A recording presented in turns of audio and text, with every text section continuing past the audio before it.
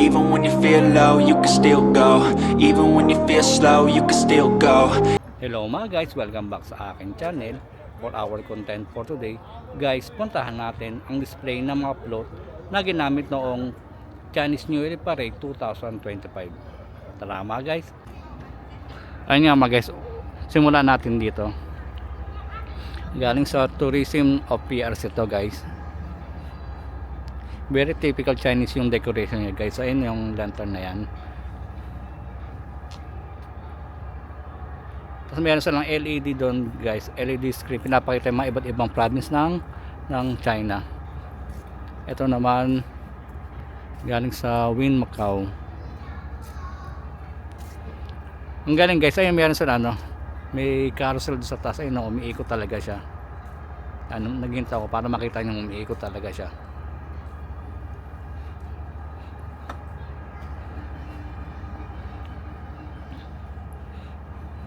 Yan, may mga butterfly siya, may LED o LCD screen din siya doon guys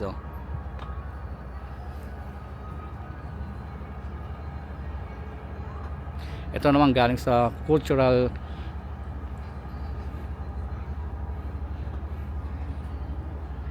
galing sa isa sa mga NGO ng Macau. Ito lang guys. May siya doon, may golden tree siya doon. Tapos yung may snake doon sa taas, dahil nga Year of the Snake.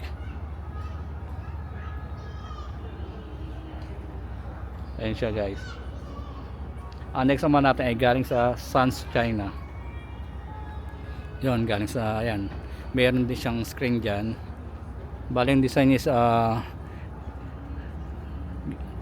siya, ginayad sa The Londoner, yung postage ng Londoner Macau.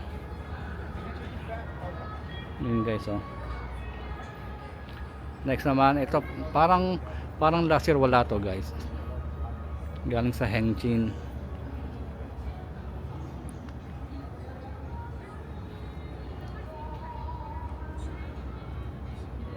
Ayan.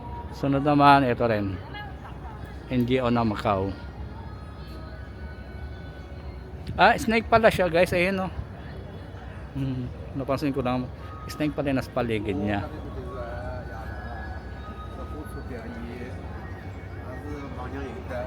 Ayun guys ito yung gilid niya. Tapos lipat tayo doon sa kabila.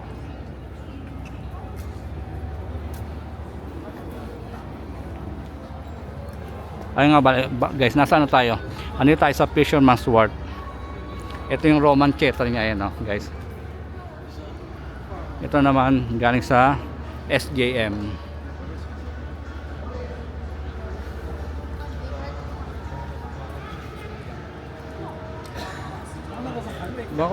Bakit rooster yung nasa nasa taas?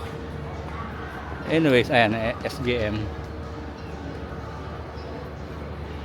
Dito naman NGO din siya guys.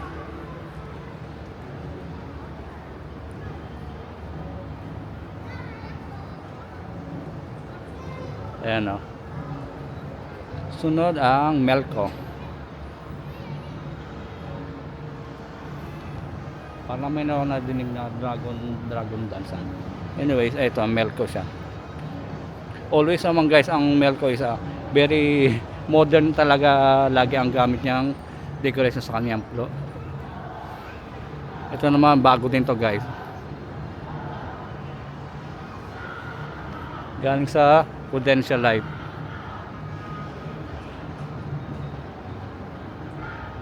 Next naman, ito parang hindi ko lang sure, parang meron din to last year.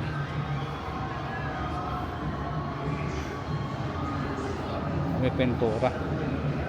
Ayan guys. Tapos lipat tayo ulit kasi meron siyang makita niyo may black siya. Ito naman ang MGM Macau.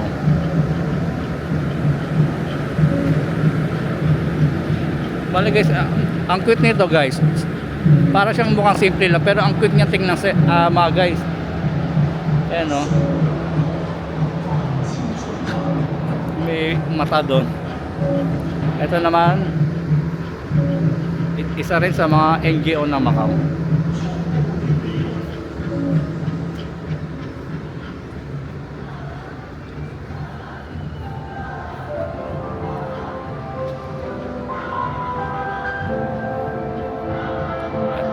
Ito naman guys ang Similong. Yan, lagi ito meron dyan.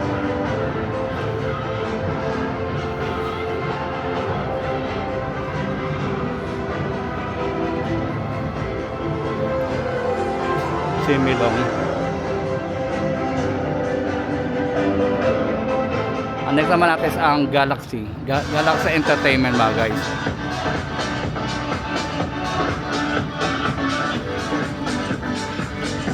Ay, ang guys, ano pala siya, no? Para siyang balat ng ahas.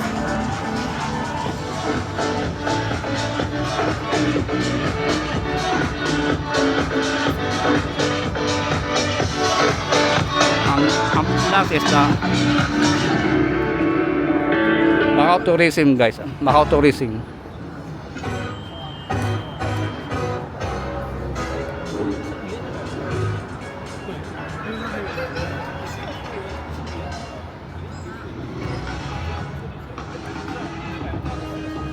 Ayan guys. Maraming salamat guys sa patuloy na panonood ng aking vlog. Kung nagustuhan niyo po ang aking vlog, please like, share, and subscribe. Hanggang sa susunod, kita kids! And I still go, go, go, go, go, go, go.